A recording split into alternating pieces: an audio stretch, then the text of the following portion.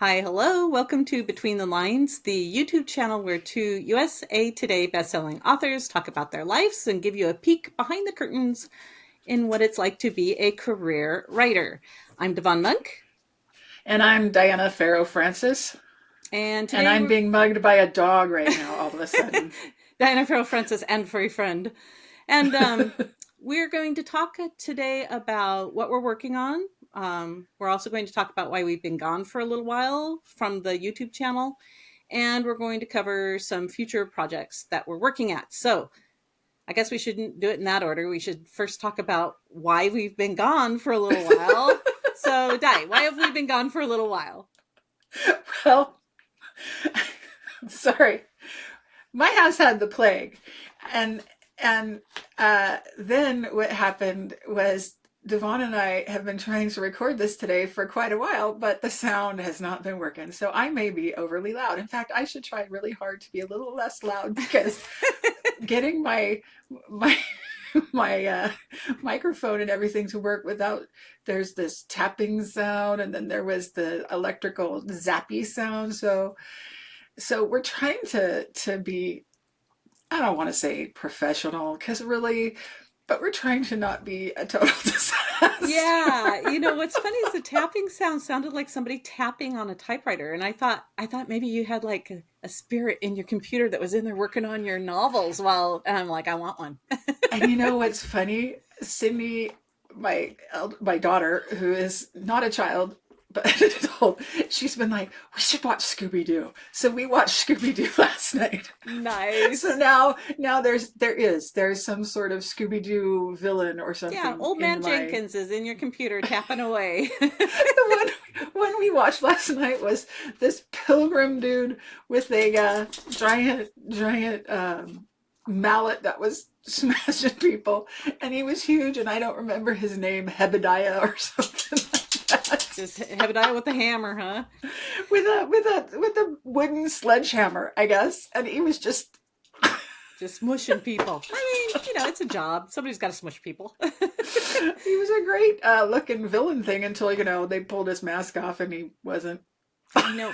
As a kid, I think we've talked about this before. It always annoyed me. I wanted there to be a supernatural reason, a real monster they were chasing. I didn't want it to always be just a regular person. I was always annoyed by that. Give me the Right, magic. I wanted the and magic. and it's so funny because when they're racing around getting chased by the thing itself looks supernatural and amazing, but then as soon as they're caught, they're just a costume. It's always just a costume, right? Or a projection or something. Right, Yeah. and I'm just like, how could you go from this ridiculously amazing scary Well, monster thing to just well, this suit? I mean, Barbara amazing, like, or Barbara, Hanna Barbera amazing, which is, Right. it was fun, but it wasn't like it was super detailed, but No, still, no, but it was still convincing. comparatively, Yeah, it was yeah, comparatively like this thing was alive, and then all of a sudden, not. yeah, yeah. The pterodactyl's made out of, kite string and newspaper. It's like, that's not Well, what it looked like. That's not and what it this looked like. this guy with the Hebediah whatever was smashing cars with his thing. He was hitting trees, big oak trees, and they were snapping in half. And like, There right, are some so insurance claims he's got to so handle. he's super powerful, which they never explained because the characters inside of the inside of the suits were these soccer playing high schoolers. It's One amazing. second, come here, come here. She says, you're talking, and I should have a way to say hi. This is Ember, everybody. She's lonely. So she came up from under my desk. And I can tell she gets no pets and loves. No, Never. no, we're one of those houses that don't pet or spoil dogs, Right, which is right. why I don't have two cushions under my desk for the dogs, and I don't have another bed over there for the dog in my office, and I don't have a chair covered with blankets for the dogs to lay on over there. Now all I you need don't to do is have get any him a of those computer things. and see if they will do part of the writing for you too. They have all these lovely places in your office. You should give them little spectacles and they should be, There you proofreaders at go. least. There you go. So why I haven't been around for a little while is not so much because of health, but more because I was working really hard to get the 3 books of the House of Mortal series uh, turned into ebooks and actually proofread again because I found errors in there and turned into ebooks again so that they're available as ebooks. And I was able to do so.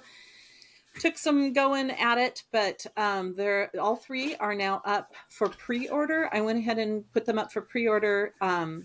They are also out in audio, and there's still print copies out there with the old cover on them that you can get, but the ebooks are now out, and the first one will release on the 24th of this month, and then the next one on I wrote it down, 24th of March. Gee, I could have just remembered that. And then the next one is coming out in May, like the 20th of May. So I they are saw the coming. cover of the first one. It's really great. It's great. Yeah, those covers are the last covers that Lou Harper, the amazing Lou Harper, did for me. She has passed unexpectedly and suddenly just a couple months ago. And this was our last project together. She was so great because I usually write urban fantasy or fantasy type things, and she tends to illustrate fantasy or cozies and those kinds of things. And when I contacted her, I said, "What do you think about science fiction?" And she's like, "I'm on it. I used to do science fiction. What do you got?" And so we talked it over, and I explained the books and stuff to her. And she was, as always, brilliant to work with. And I love the covers. And I'm going to miss her. Right, yeah. She's really talented. And go into your doctor's, people, and get your checkups. That's all I'm going to say, because you never know what's going on, and it's good to catch things fast if you can. So, Right, do your exactly. checkups, right? But yeah, Exactly. gorgeous covers. All 3 of them I love. And yeah, so I spent a couple Sundays getting that, at least the last Sunday, getting that done. So that's why I wasn't able to do a video. Yeah. Yeah, and I was just the flu influenza A hit our house pretty hard and knocked everybody over. It was cosmic bowling in the house of Guy. Not good. Not good. Yeah, so we have been away a little bit, but we are still trying to get our feet under us for how often we are going to put the videos up. We think once a week. We'll see if that continues. We might find that we have a better schedule doing it every other week, but we'll find out. Like, I don't know how we're going to do the one when we're both going off to rainforest here pretty soon, because you'll be Well, but driving back a Sunday. I'll be driving back a Sunday. you're in session which? 3. So I go up on the 3, and 5th. yeah, and then I'm in You're session in 4. So session we have to 4. do it. We have to try to do it the Monday after you come back so Oh, that yeah. you can talk about it, and then we'll do Yeah. the Monday after I get back and talk Yeah. about it. We'll have to see if that works, because my Mondays are usually really busy. It depends. So we'll see. Right, Yeah. yeah. Yeah. Okay. Yeah. So here we are, though. We are no longer gone. We are here.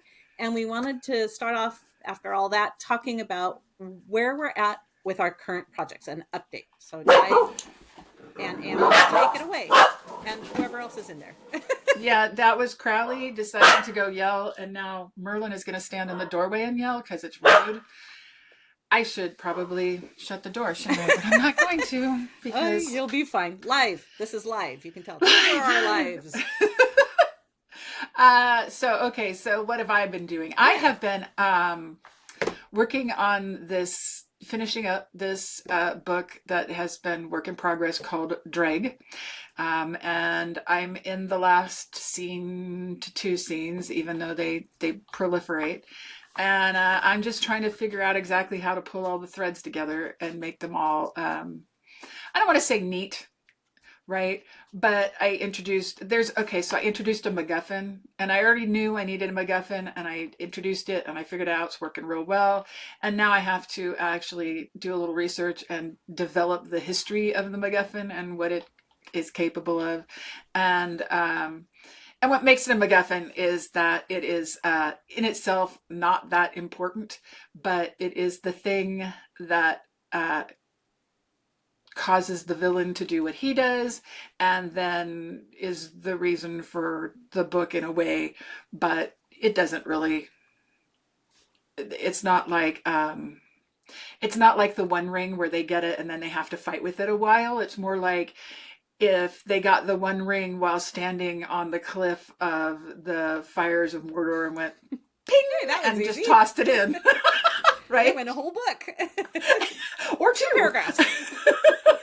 So because this is very much a character relationship book. So um a lot of the problem is that the main villain character has relationships with a lot of different people who are coming together at the end, and they find themselves very betrayed, and then stories are coming out, right? So there's that. Nice. So yeah, I'm working on finishing that and trying to come up with a title. I still don't have a title for it. I would hope I would come up with one of those. And then yeah, so I'm close, but I've had fuzzy brain from being sick. Yeah, Yeah, fuzzy that brain. sucks. It takes a while to get back up on the writing after all that, after being sick. Yeah. I hate it when I need words. The words don't come. Like I know what I want to say, but I don't have the words to articulate it. And so I'm going to the thesaurus and I'm putting in random kind of close to it words trying to find the right concept. And I'm going, okay, that's not it. That's not, oh, bingo, there we go. So I go throw that word in just so, and I wouldn't ordinarily do that, except I just don't have the words are just like we're off taking a nap right now because you were sick. Right? Yeah, it's like your access has been denied. You Right. no longer get to have Ha! words. So I've been working on uh, well, okay, since we've been here on the video, I've finished the book. I My goal was to finish, yay, to finish a book in January, and I did the rough draft. And then my next goal was to just dive right into the next book. But I realized I took that time to get the trilogy up and going, to re-release the House of Mortal trilogy. And so I'm like, well, what I really need to do now, since we're midway through February, is get that first book revised so I can get it out to my copy editor. And because she has a schedule and I want to hit that schedule. So I am now, like, just this week, just like 2 days so far this week, I think, have been working on revising the first book in the cozy mystery fantasy series that's going to be set in Ordinary Oregon. And what's funny is I also at the same time am having the cover artist work on the covers for the series because I need to get those all going too. And so I had to decide on what the series name would be. And because I had given her ideas for what kind of a cover I was hoping for. And you need to have, generally, you don't always, I guess, but you need to have the series name on the cover. And so I kind of had to flip a coin and do it. And at first, I really wanted to go with this, but I thought everybody would think it was a typo. I wanted them to be called the Ordinary Mysteries. And shout out to my copy editor who came up with that idea. She's amazing. I And love like, that. yeah, the Ordinary Mysteries, right? But everybody would look at it and be like, that doesn't make any sense. So I decided to call it what I think people will call it when they're looking for it, which is the Ordinary Oregon Mysteries, because everybody, including myself, calls my Ordinary Magic series Ordinary Oregon books. And I'm like, oh, I should have just called them the Ordinary Oregon books because that's what we all call them. Right. Yeah. Yeah. But see, when I, back then, however many years ago, when I started writing those, I thought, well, if I say Ordinary Oregon, people might think this is a travel book or something, you know? And so I decided to put magic in the series name, but this time I just went for what I think is going to be common. So the Ordinary Oregon Mysteries is what they're going to be called. So anyways, got that done. And I'm working on revisions and I really hope to get them done. You're faster at revisions than I am, and I'm slower at revisions. I realize I've dropped an entire plot line. I like introduced a person Oops. in chapter 3 and then they disappear for the rest of the book. I'm like, oh, hey, I should probably put that person back in there. They're sort of part of the story. But I was writing it so fast. I'm like, even as I was writing, I'm like, I'll deal with that person later. And then later never happened because I was just trying to write so fast. And so I'm going back in and making sure I get that plot line through it and just cleaning up language, tightening, and adding humor any chance I get to add a little bit of funny in there, making sure I Right. get that Yeah. in there too. So I hope to get that I done soon, soon, soon. it's funny with the whole series title. I don't have a title for the book, but I also don't have the title for the series that may become, right. Which originally it was supposed to be a series because I had planned a book and then discovered I needed to start at a different book earlier, and then I needed to start at a different book earlier. So that's where I'm at. So now I kind of have 3 books sort of planned out a little bit. Well, 1 written and 2 sort of planned, but I still don't have a series title, right? Funny. And You're going to and need it's one. funny because series titles are hard because if you think about it, my path books are called the path books simply because they're 3 path is in the titles, but I never had a series for them, name for them. And then I did do the Wait, how are they listed on the retailers? And didn't you that went through TradPub, right? yeah, it was just Path Books, So what's the the series Path name? Books. The Path That was Books. it got assigned, but I never actually had a series name You for it, didn't right? make one up for it? So then, and the Horngate books were just Horngate Witches books, yay. And then so Magic Fall in Diamond City, we came up with those. And then I did Everyday Disasters for my fun and funeral books. But even though I call them my fun and funeral books, it's hard to remember to call See? them Everyday Disasters. Yeah. And then my job books, I still call them my job books because originally I was just calling them my job books. But that's the Mission Magic books, um, which had originally the titles were job titles: the Incubate Job, the Elf Job, the Giant Job. But then it became, those are crappy titles. They're fine. They're fine, but the new titles are better. So like we have the Elf Deception and the Giant Riot, and just more fun. Yeah. And so with this one, I have to come up with, also, you just reminded me, I also need a series title for it because I don't have one. Yeah, and when my very first series that came out was the Ellie Beckstrom series, and though back and that's something you can do is just use a character name as the name, right? And I didn't pick that; my editor did, and then my editor picked for the House of Mortal series. We That was tough. We went through a lot of different titles trying to figure out how to encapsulate those science fiction kind of time travel-y Right? Yeah. romance type books.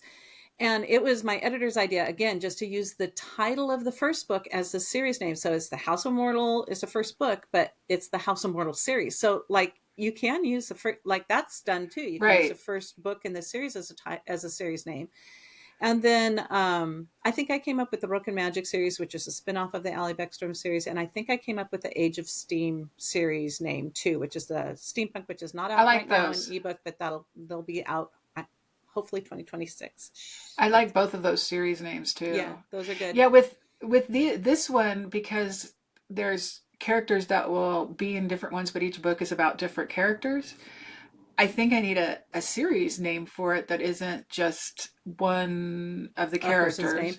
So like a place, like I'm doing Ordinary Oregon instead of like it's not the I Delaney Reed series, the I first thought books, I would right? have thought of doing the place, but I picked a name from a difficult to say Welsh name, which Ah, it that but it's in the United States, but they gave it a Welsh name because I wanted to make it's set in Oregon, but I wanted to give it sort of this otherworldly kind of feel, even though it's set in a kind of contemporary setting, and so it's called Halewind.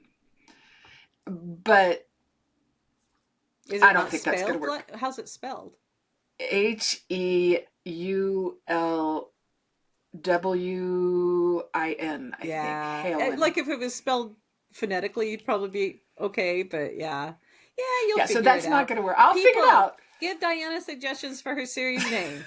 That's what we came here to ask. Everybody's There you tell go. her what she That's should call her that's the series. whole That's it. point of the That's it. day. That was it. That was what we wanted to talk about. Actually, that was not at all what we were going to talk about. So yeah. So right now, I'm revising. Right now, you're tying off the end of that book. So that's kind of where we're at on our current our products. I can't even believe I said that. Production. Projects. That's what I'm trying to say. Yeah. So what do you have coming up next? What are you, and I know you're working on it right now, and that's maybe something that I think the multitasking that goes into being a writer is something that most writers, I certainly didn't before I started publishing novels with traditional publishing. I didn't realize how much multitasking would be going on. Like you would be writing a new book while you were copy editing or proofing an old book, while you were in talks about covers or in talks about sales. Like it was a lot of multitasking all at the same time. And I didn't know really that would be how it all played out. I thought you did one book, got it all the way to the end, then that's all done. Now you Right. start the next book, and that's not how it works. So That was the sort of Aristotelian or platonic sort of ideal, but it was not at all the case. Yeah, all this, the multitasking can be really hard for me because it's not only shifting gears between projects, but creative brain and non-creative brain, and then sort of creative brain, but also logistics brain and all that kind of stuff. Because like when you're trying to outline, you have to be in that creative mode, but you're also sort of thinking about the structure of the tale and all that, and so it's sort of also, I mean, it's sort of editorial in a way because you're thinking about balance and stuff. It's just a bunch of things coming together, and so, but anyway, yeah, I'm working on For trying to your future outline project right now. yeah, the Yeah. future stuff, because when this is done, there's two different things, three different things, two different things, three different things, four different Four. things. Go for five. There's I'm going to be reissuing the Horngate books, and one of the things I want to do is write a novella or two. And I said two because it's possible I might do a short story, but possible I won't at that point. But I want to do a novella set in that world as part of the fifth thing, the fifth, because there's the Horngate books are 4 books, and I want to put out a fifth book that includes several other short stories that I've written in that universe and that have been published, and then I wanted to also go back to this one instance and tell the story of what actually happened, because in the book it kind of was off page and had some characters disappearing, and they never came back, and they weren't main characters really, but I'm sure people want to know where they went and what happened, so, and how they get them back. So I'm going to do that. So I'm trying to be able to do that for Horngate. So I'm trying to write a synopsis for that, and that includes going back and rereading stuff to remind myself what I wrote the first time. And then the other thing is working on the 3 next uh, Everyday Disasters books, not fun and funeral books. I was gonna say the right series name. So the fun and funeral books. I've been wanting to outline the next 3, and I've got sort of very messy, very small bullet point type uh, outlines, but now I'm trying to get a more substantial outline ready so that I can write more quickly. In other words, I'm trying to kind of pre-think through some of the obstacles and some of my choices, and so that, because what I really want to do is to make sure that I've done a very cohesive arc across the 3 books. And yeah, I think there's going to be more than 3 books, but for now I'm trying to get to the 3. And if I write the first one and decide I want to start arcing and figuring out the next one after that so that I have set up for that too, I might. But for now, I want to make these 3 books, the arc and the characters and everything going through. But part of the issue is I have so many things I want to cram in, and so many things I could cram in, that it's partly a, what is going to give me the through line stories that I want of the arcs, what is vitally necessary, and what is there for just fun, like, because there's some things that are just fun that you want to throw in because they're fun and readers like that, and Yeah, readers like so to do have writers, right? fun. Like the Right. fun stuff. Yeah. So I have to figure out how to weave those elements together, and I've begun that, and I've been working on that, but it's slow because my brain kind of wants to go, why don't we just write this instead and figure it out as we go along.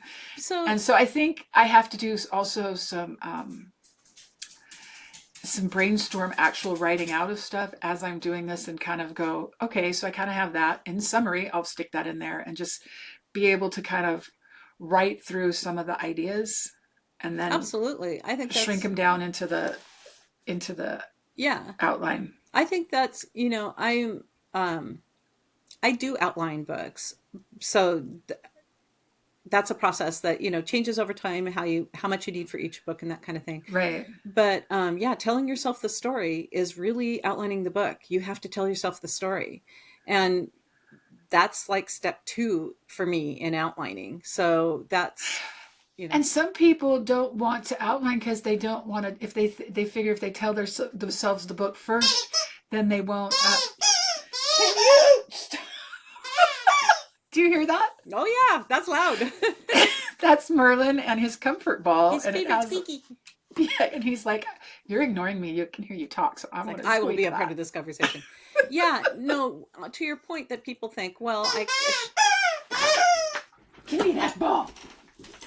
The Titan. ball. Oh, the best one. Yeah, to your point of where you're saying that people feel like here's what I'm going to say. Nobody needs to outline. I'm going to say that first. Like, Yeah, no, and right. I think people who are natural, right by the seat of their pants people, which in some ways you are, Diana, Yeah, you really don't need to outline. I know why you're doing it. You're looking for a way to speed up your process, and I understand that and I respect that.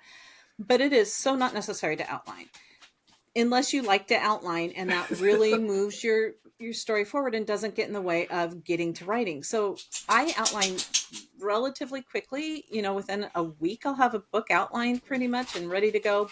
But what you were saying is like, oh, now I've told myself the story and I'm going to be bored writing it. Never. Because yeah, one, that doesn't happen to me either. never. Too many exciting things happen when I'm actually writing the thing that the outline never covers, because I don't do that detailed of an outline. Yeah, I don't write out scenes or anything. I might think of a scene and write notes of, oh, this is where they'll be in a coffee shop, or this is where they'll, whatever. I'll maybe have that.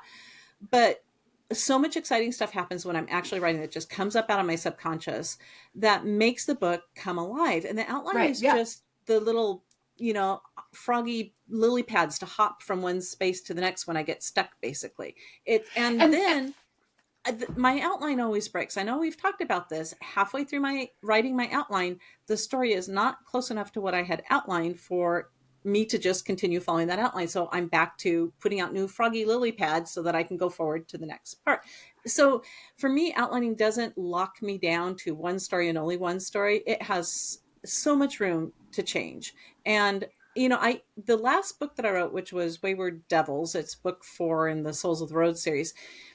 I wrote an outline for it, and I got halfway through the book, or three-quarters of the way through the book, and realized it was wrong. I had not hit the right things that I need to hit. So yeah, I went and re-outlined it and went all the way back from the beginning and rewrote it, and then could finish it to the end. Just following it too closely wasn't making the book turn out the right way. So I think outlines have lots of room. For me, they're a guideline, not a rule. right. And my problem is sometimes that my brain says what, while outlining, it says, "Oh, you're locked in now," even though I know full well that no, I'm not, and I will break these and change them because I've done it before. But I think one of the main reasons I want to do this to learn this skill is to outline is partly because, well, one, I want to write faster, but by write faster, what I mean is I get interrupted all the time with life stuff. And so when I say write faster, part of it is that if I have this outline, I hopefully won't like hit a life bump and then come back to my writing 2 3 weeks later and be kind of like, well, what was I doing, where was I going? Instead, I will have the map still and I can look at it, and maybe I don't like the map anymore and it changes, but at least this way the speed up of the writing is more to keep me able to be focused when I have to come back to it and to know where the next things go. And it's huge for me because I always wonder if I'm going to be able to weave all the stuff together in the next books. I always am. I don't know why I feel so nervous about that. I've written a lot of books and I'm always able to do that. And some of my plots are super complex, even though to me they feel kind of simple. I go back and read them and I go, wow, those are really a lot more going on than I remember there being. So, um, so yeah, I just want to have those lily pads. And I think what I have to convince myself of right now is you have all these moving pieces, just kind of slide them in where you think they might be. And then that can be the outline. They don't have to be really developed pieces. You know, you can just say something's got to happen here that does this thing. Yep. Um, And I know, like, I'm trying something new with the cozy mysteries, cozy fantasy mysteries that I'm writing, which is I'm trying to really follow some of the tropes and beats of a cozy mystery because it's a specific kind of book, and the readers want a specific kind of story. right. You know, they Yeah. want it to do cozy mystery stuff. Right. So, you know, I've had to shift my outlining thing a little bit to be able to do what I do in my outlines, but also make room for the cozy mystery stuff. So some of it, like you said, I keep a list of like, don't forget you can do, there's these things that you can also put in the book if it makes sense and if you want to do it.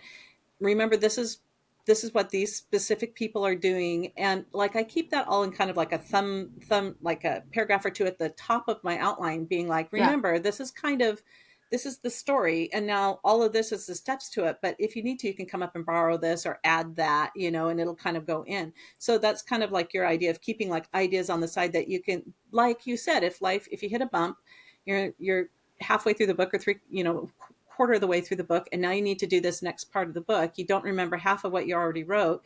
You can go look at your outline and be like, oh yeah, I remember I wrote these things, and oh yeah, here's a couple other ideas I had off to the side. I think that would work really nice right here, instead of having to go back in, read the whole thing, try to remember where you might have been going, where you were going, where you know, Right. you have it all kind of contained in Exactly. a space. I like that. I like the idea of the outline being used And that way. and you just made me think of one thing too. The one thing that I don't have as I'm doing all of these, as I'm doing this outline, I'm doing it on Scapple. Maybe one time I'll show people what that means because I can move my I can bring it. I think we can show the You desktop or can something. share, yeah, you Anyway, can share screen, yeah.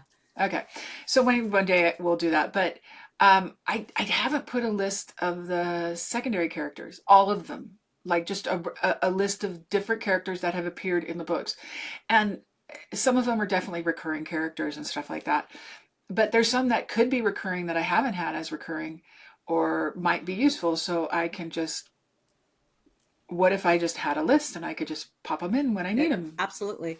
And I I know need somebody to do this thing, so I'm going to use this one because she's already tied into that thing. exactly. Yeah. And, you know, one of the things that I did with the ordinary books, which was probably smart, is I actually hired somebody to make a series Bible for those books for me. And I'm not sure if she did the whole series.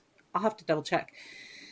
But because I'm doing a tie in series specifically to the Ordinary Magic books in Ordinary Oregon with all the same characters that have showed up in this series, I am so glad I have this series Bible because I can go back and be like, you know, here's this character. Did we name her shop?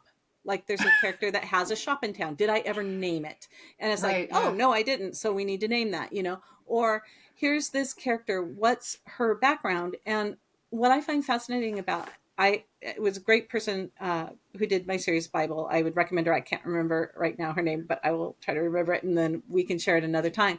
But she puts just the basics like this person, this age, maybe eye color, hair color, whatever I've noted as a writer, and then like which book they show up in, which book they show up in is really helpful. Right, But yeah. I have had to go back and reread the parts go back to my ordinary magic books and reread any of the sections that these characters have showed up in because there's so much more that I put in there for the characters. That is all those little subtle hints and details that I need because I'm going to have these people in these books now, and I don't want to, as much as I can, not, you know, mess up my details on these people. Right, yeah. And, Yeah. yeah, and so I'm glad I have the series Bible because it reminds me a little bit of who the person is or like whether something's named or not. But then I go diving into the book and have to pull all that information out, and I'm kind of keeping that over to the side too as a list of things to oh yeah, remember this person that you wrote, you know, 10 or 15 books ago, this is what you said about them, because trying to hold all those details, Hmm. I'll I remember the characters, but I don't remember what color, what scent I said their perfume was. You know what I mean? Or maybe I mentioned their favorite color. Like those things are things I want to know as an author when I'm writing them again. I want to remember those things, right? I was rereading the a couple of my Horngate books, right, to remember what had happened around this situation. And well, one thing is I had forgotten a lot of what I wrote in the books. I knew generally what happened, but I didn't remember what happened in my own books plot wise. And then the other thing is that as I was reading, I was going, oh wait, I need to remember that because that could be useful for this, or that, and that could be useful for this. And oh look, and I always thought of those four books as being pretty complete, right? Done. I was done at the end of those, and people, readers would say, oh, I want more of those. I want more of those. You didn't finish the story, and I'm like, but yeah, I did. And then I'm looking at it and I'm going, but I can see where I could have continued the story now, where I could have gone and done different things, more things, expanded, what have you. Um, Because I you're can reading it see more that as a now. reader now. You're not as close to it, right? You can kind of have more Right. perspective on it. Is that magic? It's It so freaking is. magic. It Yeah. is. It is. And it's like, and you reread your own books and you're going, I knew I wrote this to entertain myself because I am so entertained. Right? Yeah, going back to the House of Mortal series, which is really twisty. It's three books, and I swore I would never write another trilogy with time travel in it because once you introduce that as a plot element, you have problems you have to solve. And Yeah. Oh, so, yeah. yeah. And so, I reread it and I'm like, wow, I was swinging for the fences with this book, with the trilogy. In my mind, I was really pulling out the stops and giving it everything I had, full foot on the pedal to the metal, going as hard as I could in this cool science fiction-y world that I'd built. And going back and rereading it, I got to see that more as a reader, whereas and I knew as a writer I was giving it everything I had, but getting to enjoy it more as a Right. reader Yeah. was really nice. It was a really nice experience. And Yeah. For and you me find those too. moments when you go, that was pretty good. That part, I like that part, right? I get to kind Right. of fangirl my own stuff, and that sounds like I'm being so, I don't know, cringy, but I it's like, know. but you find those little moments that you're like, oh, I love that. And I would have said that if anybody else had written that Right. part Right. two, I would have said, oh, Except I for love that when part. you're first reading it, when you're first writing it, you're like, oh, You see you get to all the the end and you spend flaws. so much time and you see all the flaws. It's not until later that you go back where it's been aside for years, right? Where you could look at it and think, wow, I did that. And sometimes this is the weird part. I'll go, holy crap, do I even write that well still? See, I don't ever think that because I hope my goal is to continue to improve in some way. Yeah, It's not exactly. like everything's going to improve all at once, but like to continue to push. Well, I don't know if it's push, develop, to continue Develop to and grow as develop a writer. skills, right, and Yeah. explore. So I'm just, I don't even question. I assume that I will incrementally be better in some way in each book than I was in that way in another book. It doesn't mean that all of it will be better, but some part of it Right. I will nail. Right. Yeah, Yeah, exactly. yeah. We are extended into our time now, so we should probably start thinking about wrapping up. Wrapping it up. Okay. Well, let's see. What are we going to wrap it up with? Di? Christmas paper? Oh, wait. You know Actually, what? if people do catch this when we post it, Post which is, it. yeah, we are kind of involved in a little wrap up of something cool and secret, right? No, don't show, Yeah. don't show, don't show, don't show. Oh, oh, that's right. It has to rename this. It's I nameless. Yeah, forgot. yeah. Yeah, we're doing a special promotion book boyfriend thing where it's somebody is organizing. Oh, I can't even find words to describe it. So I think it's 14 authors or maybe a few more. I think it's Uh, 14. Have all, we are donating one book. I print. think it's the first print book in a series. I think Yep. all of them are first. I'm not sure. And it is fall in love, have a blind date with your newest book boyfriend. So we, all 14 of us, have wrapped one of our books, and a lucky reader is going to win these one book each. So we'll have 14 winners. And the thing is, you won't know which author's book you got or what the book is until you open it up when it comes to you in the mail. So And we get to have each unwrap it. wrapped our books. Yeah, you get to unwrap it. So I've wrapped a book. You've wrapped a book. I'm not going to say which one. You're not going to say which one. We're not going to show the No, no, wrapping because it's all a surprise. I forgot. Yeah, I know. I'm like, oh no, don't do it. Don't do it. You'll blow it. So it's a surprise. And you just have to enter to win. There's no fee or anything. And I can't And remember. it's over on Instagram, on both of our Instagrams, and we Yep. can put it in the we can Yep. put the entry in this, and I think it's taking we're taking entries until the February in February? 28th, I think, all the way to the end. It started on the 14th, so not that long ago. And it's just kind of, you get to fall in love with a new book. And so, you've seen libraries do this where they're like, they'll write what's about, Right? the Yeah. mystery is about on the outside or whatever. And then it's in brown paper or whatever they wrap it in, newspaper. And then you get to discover the book on the inside. So it's that same idea. And I've never done one of these. So I really I feel like a hadn't fish either. out of water. I've never gotten a book that's wrapped and hidden and It's just such a great idea. It makes yeah, me it want to do it just is. with favorite books of mine and say, hey. Yeah, exactly. So it's really fun, but I also feel like I've never done this before. So I'm trying not to blow the secret, but to share it whenever it is posted on Instagram, because over there they will show all of the wrapped books. They won't tell you whose book is in there. But the authors are taggable, so you'll know that which 14 authors are involved in it. So we'll try to leave something down below where you can fill out the application form so that you can get one of those books for free if you're a winner. And yeah, so that's kind of the cool, fun thing that we We have coming should up put here. our Instagram links below too, so that they can follow us there and see Yeah, the we can stuff do that. going on. I am not active on Instagram. I'm going to just let everybody know that I am active on Blue Sky, pretty much the most, and I'm active in my Patreon, my very tiny Patreon. I'm over there, and I'm going to be picking up my blog again over at my webpage as an active spot. So that's where you're going to find me, in here on YouTube, but you won't find me as much on Instagram. I am participating in this event, so you'll see me over there, but in the future I won't be over there very much. So, but you're more active on Instagram, right? I am a little bit more, I love following the knitting stuff and some of the health stuff and comedy. I get little bits of comedy on there that make me happy. So yeah, and plant stuff and food stuff. So weird mix So of what we stuff that need I to put follow. together really is a list of where to find Di and where to find Devon. Like maybe we'll put that together and put it at the end of the video. So you can find That's Di a at good these idea. places, find Devon at these places. Because usually we just link to our webpage because all of those links are on our webpage. But Right, we right, can right. do a better linking. So yeah. Yeah. So And we have newsletters. If people want to join our newsletters, go we to our web absolutely pages do. And and I here's what occasionally even send some. right. I tried it, and we'll be sending one out this month because part of this promotion, we'll Yep. make sure that we get our newsletters out with the application form in it. So if you can't do it here on YouTube, sign up for our newsletters, which are Yep. on our web pages, and you can find the application in our newsletters that are going out. I'm not sure when mine's going out, next week, I think, this Okay. coming week, Yeah, I'm going to try soon. Next sometime week. around the same time. Yeah, we're good planners. See how well we plan. Okay, so that's it from us. Until next time, people. Happy reading. Yes, happy reading, and may your days be warm and pleasant and not snowy Not and snowy icy. like we got in ice, although we didn't get too much ice, which was nice. Thank goodness. Thank Yeah. goodness. Yeah. All right. Okay. Bye for now. Farewell.